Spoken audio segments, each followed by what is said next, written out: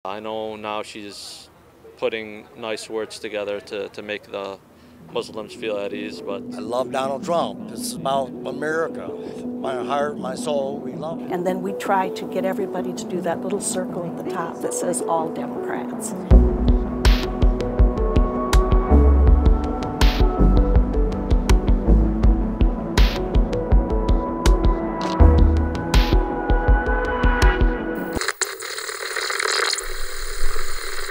Hai, saya Rifan Dwi Astono.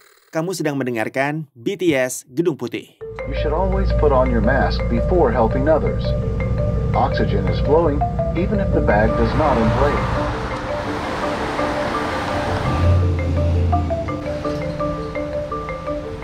Hai pendengar BTS Gedung Putih, hai, greetings from Michigan. Hai, asem. Asem ya? Minumannya asem banget. Enak nih, padahal sebetulnya udah masuk musim gugur. Iya. Tapi cuaca di Dearborn, Michigan ini panas banget. Jadi akhirnya kita nyari yang seger-seger. Bener, nah itu tuh. Patsy baru udah ngasih bocoran. Di episode kali ini kita nggak di studio masing-masing. Tapi kita lagi liputan ke daerah Michigan, gak cuma Dearborn sebetulnya. Kita udah keliling ke beberapa kota. Dari Grand Rapids ke Kent County, ke Flint County, terus kita ke Lansing, sekarang kita ada di Dearborn dan Detroit juga di pertengahan September. Nah, Michigan itu di mana? Kasih tahu. Oh, Michigan itu ada di Midwest, salah satu negara bagian di sisi utaranya Amerika, berbatasan langsung sama Kanada. Jadi ini negara bagian yang lumayan penting perannya dalam Pilpres kali ini, pendengar. Soalnya ini disebut sebagai salah satu dari tahun ini ada 7 swing states ya. Swing states, tolong dijelaskan Patsy apa artinya? Swing itu kan artinya apa ya? Berayun. Mengayun-ayun. Itu from the name kita bisa tahu bahwa it swings from one candidate to another. Nah, ada negara-negara bagian yang udah jelas akan selalu ke Partai Demokrat. Terus kemudian ada negara bagian yang selalu hampir pasti Republik. Yes. Nah, ada beberapa negara bagian 7 yang tadi dibilang Rifan, yang merupakan swing states atau battleground states yang masih bisa diperebutkan, yang masih kompetitif.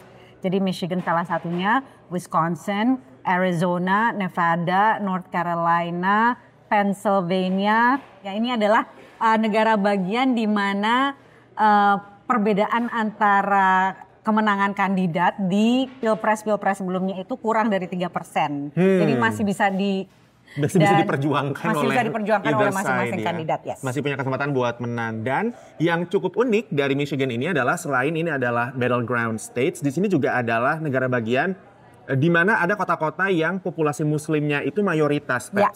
Dan seperti yang kamu tadi bilang, karena pemilu di Amerika itu bukan popular vote, jadi blok-blok pemilih ini penting buat diraih hatinya gitu ya. Terutama untuk Michigan, karena Michigan ini adalah negara bagian dengan persentase penduduk Arab Americans tertinggi di Amerika Serikat. Secara jumlah sebetulnya warga Arab keturunan Amerika itu paling banyak di California, tapi secara persentase banyak kan di Michigan. Dan khususnya di kota ini, di Dearborn. Khususnya di Dearborn. Dearborn ini disebut sebagai Arab Capital of America. Nah, ini tentunya menjadi penting negara bagian ini untuk Pilpres kali ini, terutama karena ada isu perang Gaza. Yang jadi pertanyaannya adalah, kita ngapain sekarang Pets di negara bagian Michigan ini? Apa tujuan liputan VOA kali ini ke Michigan?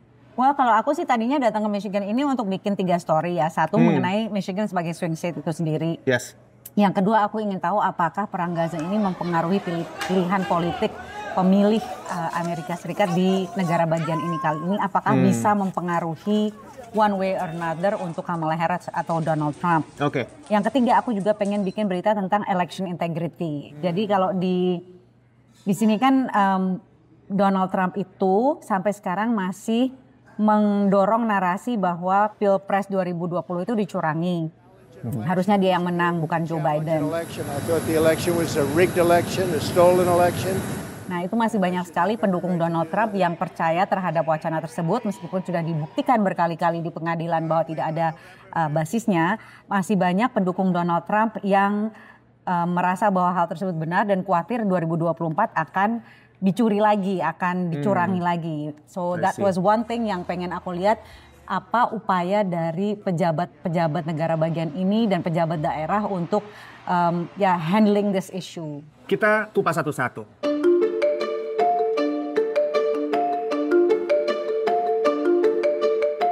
Karena kita lagi di Dearborn, tentu saja kita tidak nggak sah kalau kita nggak ngobrol sama para pemilih Muslim dan keturunan Arab di kota ini. Jadi kemarin kita sempat nongkrong di luar masjid Dearborn, nungguin orang-orang yang lagi Jumatan, dan kita ngajak ngobrol beberapa jemaah. Kemarin apa Pets yang kamu obrolin dan apa kata mereka soal pemilu ini? The issue of the war in Gaza, how important is it for you?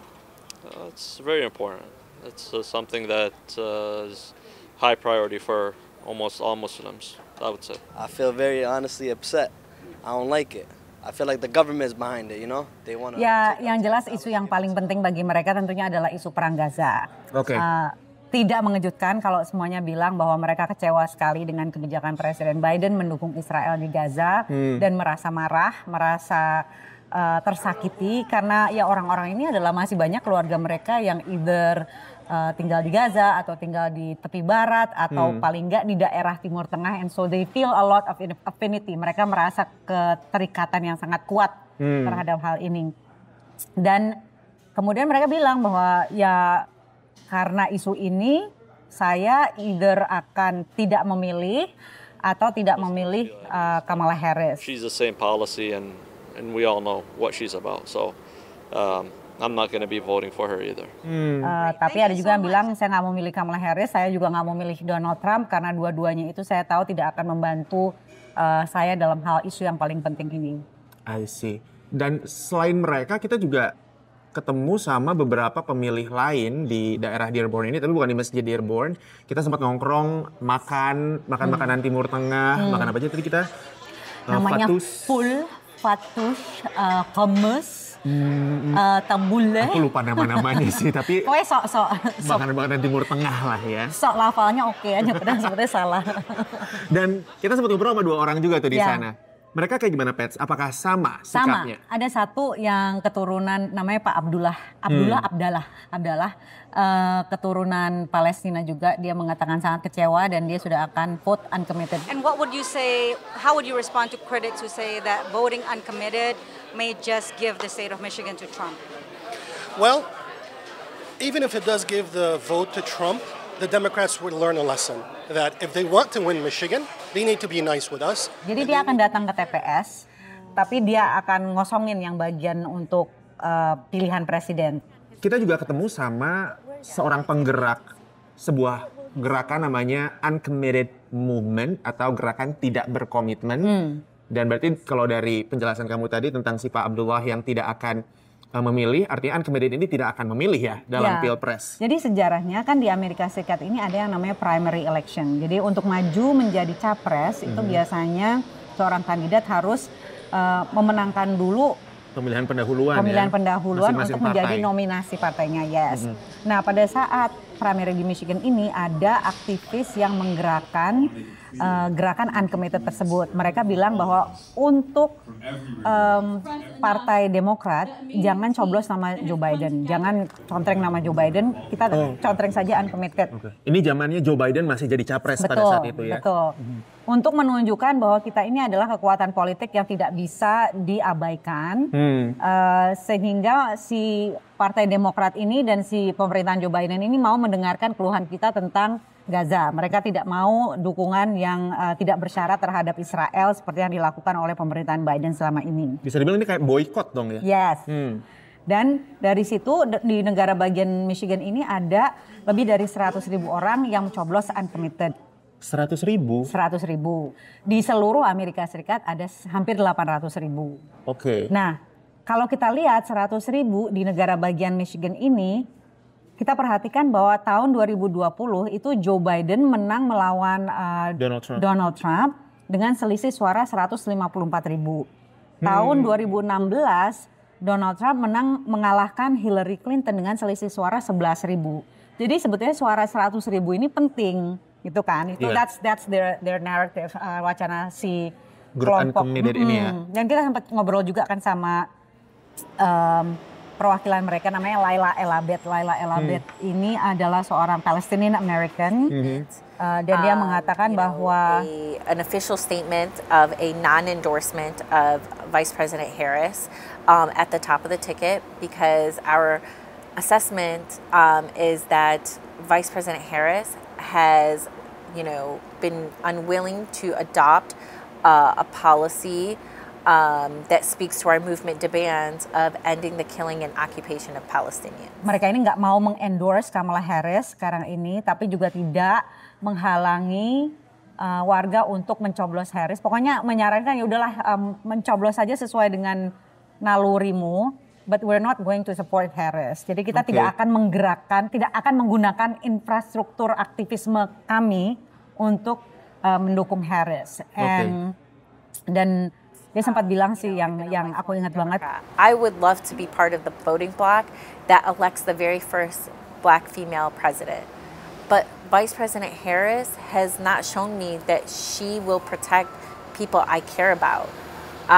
And although I do fear a Trump presidency, asking me personally who I'm going to vote for this November election is like asking me that during a funeral. Ini sebetulnya saya sedih banget kenapa saya tidak bisa mendukung Harris, karena sebetulnya saya ingin menjadi bagian dari voting bloc yang mendukung Presiden Amerika keturunan kulit hitam perempuan pertama.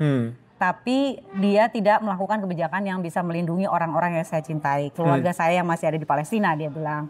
So jangan tanya saya akan milih siapa November nanti. Itu kayak ibaratnya kamu nanya saya pada saat saya sedang menghadiri pemakaman.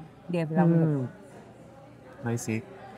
Yang menarik di mata aku juga, Pat, sebetulnya adalah uncommitted movement ini kelihatannya sangat fokus terhadap Kamala Harris.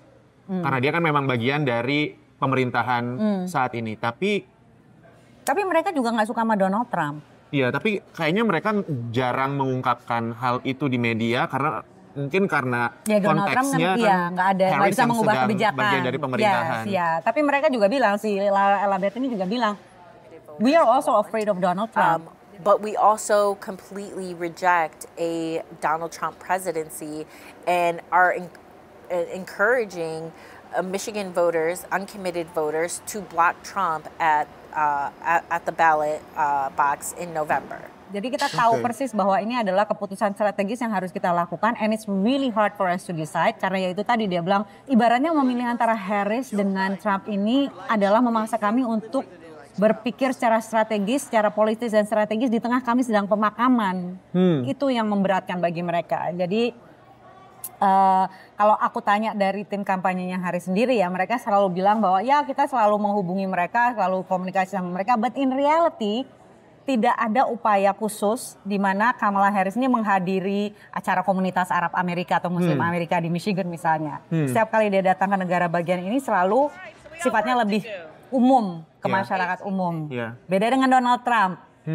Donald Trump bertemu dengan wali kota namanya Amer Golib. Oh, wali kotanya Hamtramck ya. Amer Golib. Ya, oke. Kamu lulus ngaji ya? Iya. Aku tajwid aku udah bagus. Ya. Nggak ada yang bercanda. Yes.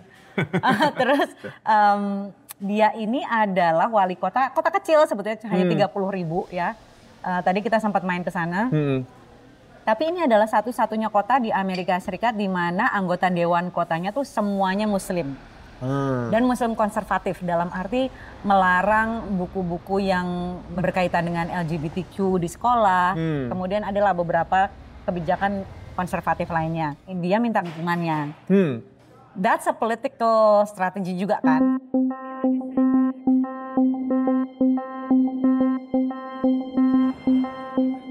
Menarik tadi kalau balik lagi Pat, pas kamu bilang bahwa Harris ini nggak berupaya secara langsung atau sendiri membujuk para pemilih Muslim ataupun keturunan Arab di Michigan ini untuk mau mendukung dia. I will not be silent about the scale of human suffering in Gaza. Tapi kan kalau nggak salah, pas lagi di hotel, aku lagi buka Instagram Stories, ada iklan dari tim kampanye Kamala yang isinya adalah pesan bahwa dia merasa sangat berempati dengan penderitaan yang terjadi di Gaza. Bahwa kita harus melakukan sesuatu karena melihat hal itu. Berarti sebetulnya masih ada dong upaya itu? Ada upaya targeted ads, jadi iklan kampanye yang micro targeting sebetulnya. Jadi benar-benar ditargetkan hanya untuk daerah ini. Karena kawasan penduduk Muslim dan juga penduduk keturunan Arabnya banyak. Itu tadi, I will not be silent in the face of suffering in Gaza. Saya tidak akan diam melihat penderitaan di Gaza. Tapi dari kubunya Donald Trump, itu juga kita lihat ada targeted ads juga, iklan-iklan yang menyasar komunitas yang sama. Harris has made herself clear. She stands with Israel and the Jewish people. She has. Yang menunjukkan Kamala Harris itu mendukung Israel, dan juga Kamala Harris ini suaminya Doug Emhoff adalah warga keturunan Yahudi. Gitu. Jadi adalah perebutan suara dengan menggunakan targeted ads itu ada. Tapi in terms of actual Kamala Harris datang menemui warga Arab Amerika tidak ada secara khusus. Meskipun kalau kita lihat dari statement publiknya, termasuk waktu di Konvensi Nasional Partai Demokrat itu kan dia mengatakan bahwa dia mendukung hak Israel untuk melindungi dirinya sendiri. President Biden and I are working to end this war such that Israel is secure, the hostages are released, the suffering in Gaza ends, and the Palestinian people can realize their right to dignity, security, freedom, and self-determination.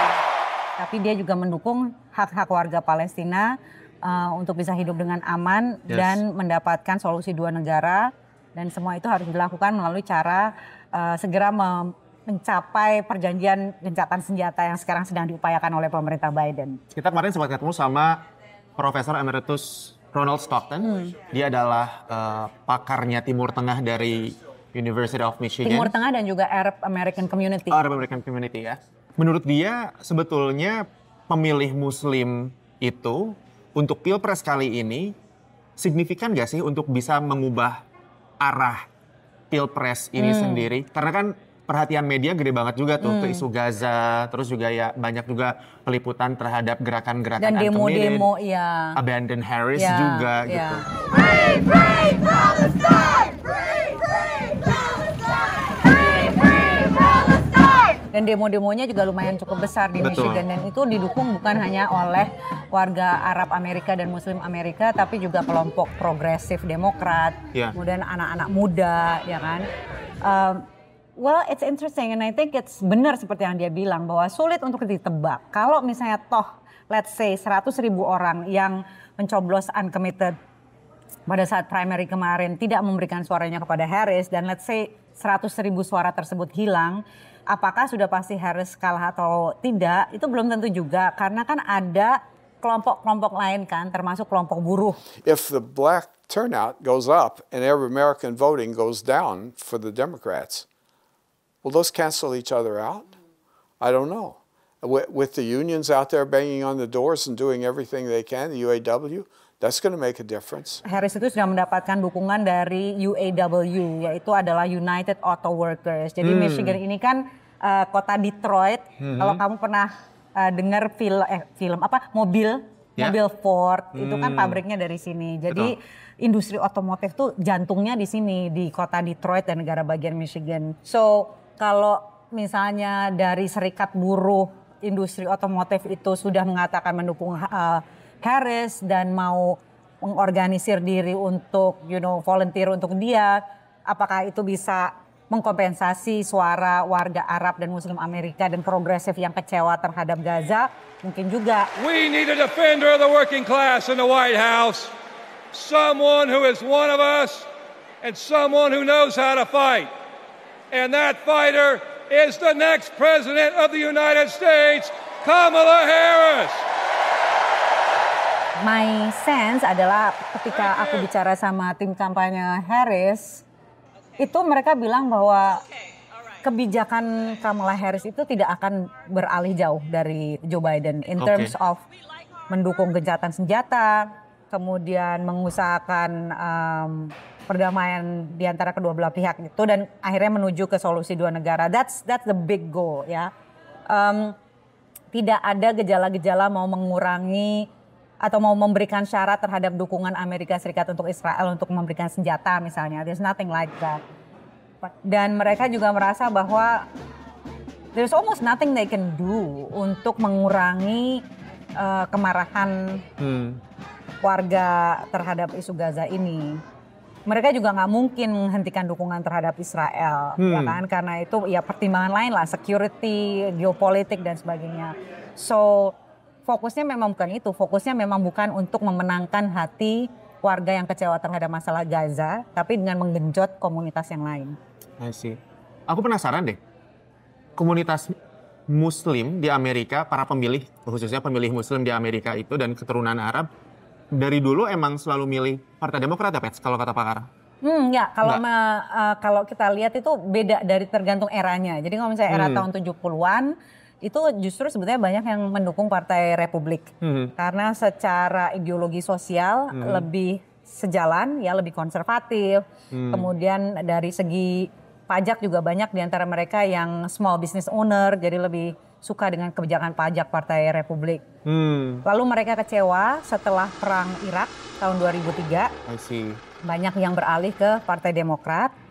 Dan sekarang ini ya intinya mereka kecewa kepada kedua partai gitu. Mereka kecewa dengan kebijakan Biden di Gaza dan mereka khawatir, takut bahwa Trump akan lebih mendukung lagi terhadap Israel sesuai dengan apa yang dinyatakan sendiri oleh Donald Trump. I will ban refugee resettlement from terror-infested areas like the Gaza Strip.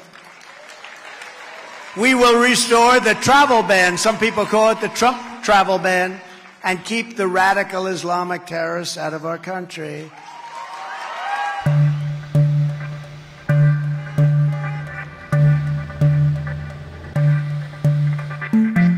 Ini ngomongin soal Trump, jadi pendengar waktu kemarin kita liputan ke salah satu acara kampanyenya Trump di Michigan, waktu itu di kota Flint.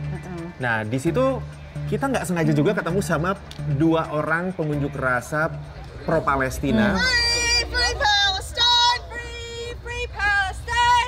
Yang memprotes perang Israel-Hamas di Gaza, dan aku pribadi sih pas di situ ngelihat mereka agak kaget sih, karena kita jarang melihat pengunjuk rasa pro-Palestina di acaranya Trump. Secara terbuka gitu ya, di kalangan para pendukung Trump yang lain. You know, you gotta look at what's happening over there. The kids that are dying, the mothers that are dealing with people who are starving to death. Dan kita sempat ngobrol juga sama beberapa pendukung Donald Trump yang lagi ngantri, rela ngantri berjam-jam untuk masuk ke acaranya Trump. Dan mereka ini kayaknya confident ya, confident banget. Dan mereka punya, dari wawancara itu kita ngelihat mereka tuh punya keyakinan penuh pada sosok Trump sama kebijakan-kebijakannya. Not so much about his personality though, karena beberapa yang kita wawancara. Ada ibu-ibu yang aku tanya gini, kamu suka nggak sama kepribadiannya? Dia bilang, kan nggak mau saya kawinin juga ya tuh orang. What about Trump the person that resonates with you? I'm not marrying the guy. He's okay. I mean, he's bold. I'm not gonna marry the guy. Yang penting kebijakannya kan, dia bilang suka. gitu. Tapi kayaknya ada satu pertanyaan yang hampir semua jawabannya, bukan hampir, bahkan semuanya memang sama jawabannya. Pas kamu tanya, kamu percaya waktu tahun 2020 pemilu itu dicurangi dan setuju sama pernyataannya Trump bahwa the election was stolen, dicuri gitu ya. Dan mereka rata-rata semua iya. Begitu, rata-rata begitu. Ada satu si ibu-ibu tersebut yang bilang saya nggak mau bilang, tapi ada banyak sekali kasus. Bahkan kalau satu kasus saja yang mencurigakan tuh aku udah curiga, dia bilang gitu kan. Mempertanyakan hasil pemilu gitu ya. If there is one case where they found extra ballots, where they found 3 people that were dead and voted, that's enough to question the integrity of the whole system. Dan ini sebagai catatan bahwa berbagai kasus pengadilan yang dilontarkan oleh tim Trump tahun 2020 itu terbukti there was no widespread fraud. Election tersebut memang dimenangkan oleh Joe Biden, tapi kan sampai sekarang Trump tidak mau ngaku itu dan sampai sekarang masih terus menakut-nakuti semua pendukungnya bahwa ini bisa terjadi lagi tahun 2024. They cheated in the last election.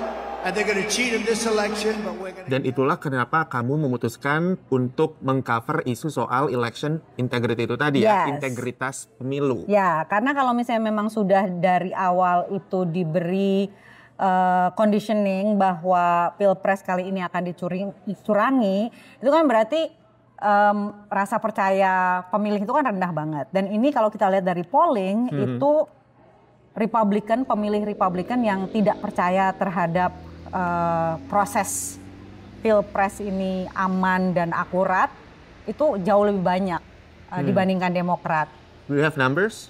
Yes, ada satu jajak pendapat dari AP yang baru keluar yang mengatakan bahwa 70% Partai Republik mengatakan lebih percaya pada omongan Trump dibandingkan hasil pilpres resmi pemerintah. Dan kalau kita lihat dari jumlah tersebut, yang hardcore Trump supporters itu 81% yang menyatakan hal tersebut. I think that 2020 was stolen. I think there is a lot of evidence of that never got to be presented in court. The way that it is perceived is that it was not fair. You know, right now our government, you got to question everything about it. I mean, I don't, I wish I could say differently, but that's not how America feels. Ini kan jadi masalah kan, jadi masalah untuk para pejabat pemilu di negara bagian. Nah, jadi mereka para pejabat ini berusaha untuk ngasih keyakinan kepada para pemilih bahwa ini prosesnya aman dan bisa dipercaya. Mereka sebetulnya udah trauma dengan pengalaman tahun 2020 ketika mereka itu diancam, bahkan dapat ancaman death threats, ancaman ancaman pembunuhan. Itu yang rata-rata dari pendukung Presiden Trump pada saat itu. So this is isu yang sangat penting bagi mereka. Kita sempat ngobrol sama beberapa pejabatnya, termasuk dari kubu Republik yang merasa bahwa we have to do this. Kita harus meyakinkan pemilih bahwa this is a good proses yang aman. Kita termasuk bicara sama Justin Robach, dia ini adalah Republican. Dan dia mengatakan, tapi ya memang berat berbagai upaya ini dilakukan kalau misalnya dari pucuk pimpinan masih tetap mengeluarkan narasi-narasi yang penuh dengan disinformasi. Our political leaders at every level need to also seek facts and to seek data. And I think until that happens, we will have a problem, in terms of our confidence and trust in the process, because I think we're all responsible. Terlepas dari upaya Justin Robach ini untuk meyakinkan pemilu aman, dukungan dari akar rumput buat Trump itu tetap kuat ya, Pets ya? Iya, kita sempat kemarin ketemu sama Doug Lee. Pak Doug Lee ini pemilik toko es krim namanya Jam and Bean. Es krimnya enak.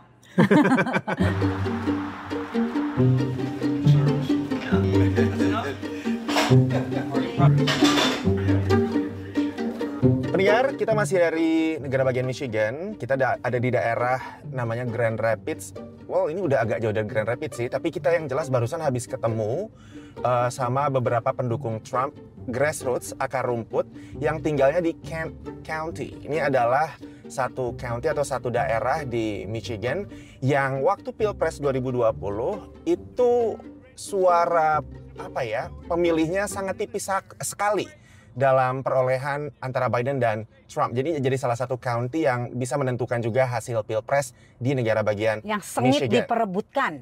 Betul sekali. Dan barusan kita habis ketemu sama para pendukung Trump yang lumayan unik karena mereka ini tadi kita temuin kebetulan semuanya lansia. Terus mereka tuh datang ke satu tempat untuk ngambil semacam spanduk dengan tulisan Trump yang bisa mereka pasang di halaman rumah ya, Pets. Ini menarik sekali karena si pendukung Trump yang namanya Doug Lee itu tadi dia pemilik toko es krim. Nah, di belakang toko es krimnya itu dia pakai untuk tempat di mana orang bisa ambil si yard sign untuk menunjukkan bahwa mereka supporter Trump itu kan. Basically mereka ini semua diehard pendukung Trump. Dan sempat ngobrol tadi sama mereka tentang kenapa mereka mendukung Trump. Ya rata-rata sama ya, polisinya adalah baik untuk bisnis, kemudian baik untuk ekonomi. Mereka suka polisi Trump tentang immigration. I love this country and many people do. There's an effort to divide this country. We are in a civil war. It's different. Di situ kelihatan sekali bahwa itu tuh gerakan akar rumput banget ya kan. Karena contohnya si Doug Lee itu pun bukan petugas partai begitu kan. Bukan, dia volunteer ya tadi dibilang sukarelawan. Nah, tapi setelah itu kita juga pengen lihat nih si kubu Demokrat, kubu Kamala Harris seperti apa grassroots effort mereka.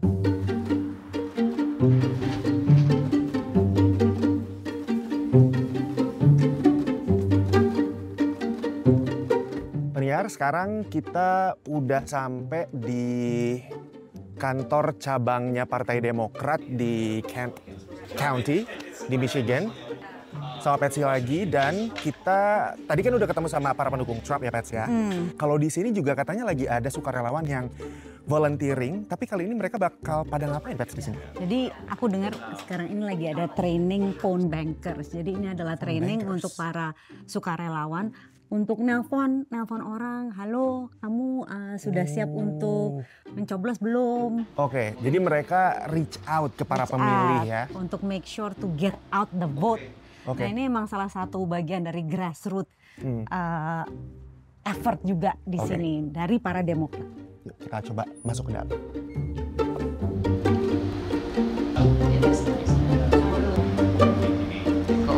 Hi, my name is John Mitchell. I'm with the Democratic Party, Kent County. 2016 was very close. 2020 was very close, and to me anyway, there's no indication that 2024 is going to be any different. Iya, itu jadi tadi upaya phone banking, intinya menelpon orang untuk make sure orang itu akan memilih dan syukur-syukur akan memilih Kamala Harris kan ya. Yeah. Dan tadi Joel Omri, salah satu relawan di situ bilang bahwa mereka ini akan berusaha sekuat tenaga karena emang selalu mepet. Jadi 2016 hasilnya mepet, 2020 hasilnya mepet, 2024 pun akan mepet. Dan gak heran kalau akhirnya Kamala Harris pun rajin datang ke Michigan, termasuk kemarin ini bersama dengan Oprah. Tapi dia tidak menyinggung masalah Gaza, tapi mengangkat isu yang penting sekali untuk pemilih Demokrat, khususnya yang progresif, yaitu hak perempuan untuk aborsi yang sekarang ini sedang dikikis oleh kubu Partai Republik dan Donald Trump. And why are we not going back? Because we will move forward.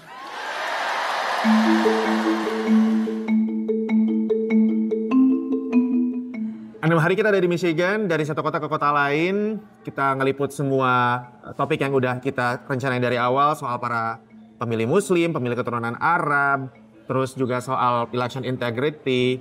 Dari semua yang udah kita lakukan selama di Michigan, apa kesimpulan yang kamu dapetin, Pets? Simpulannya harus lebih sering liputan, because it's fun. Untuk liputan-liputan politik kayak gini kan kita nggak bisa nebak ya. Maksudnya we cannot predict apa yang akan terjadi di pemilu November yang akan datang. Tapi yang jelas ya bicara sama calon pemilih itu kan memberikan kita manfaat yang lebih besar kan. Betul. Biasanya kalau dari Washington DC kan aku kan hanya meliput Harris, hanya meliput Biden. Orang-orang ada di pucuk pimpinan lah ya. Yes, nggak merasakan denyut nafas concern masyarakat itu sebenarnya tentang apa sih gitu. And I always enjoy talking to Trump supporters misalnya karena benar-benar membuka mata betapa kuatnya dukungan mereka terhadap Donald Trump, sama juga dengan Kamala Harris gitu kan. Para relawan yang kita ketemu itu juga kayaknya semangat banget. So it's going to be a tight election, akan sangat exciting. Jadi ya kita akan gimana, mau jalan-jalan ke negara bagian lain yang mana? Mana lagi ya yang seru? Yang makanannya enak. Iya, biar kita bisa wisata kuliner terus. Tapi yang jelas aku nggak sabar 5 November nanti bakal seseru apa. Tapi sebelum kita ke 5 November, cheers dulu. Semoga kita punya energi dan juga kekuatan untuk menghadapi pemilu Amerika 2024 ini.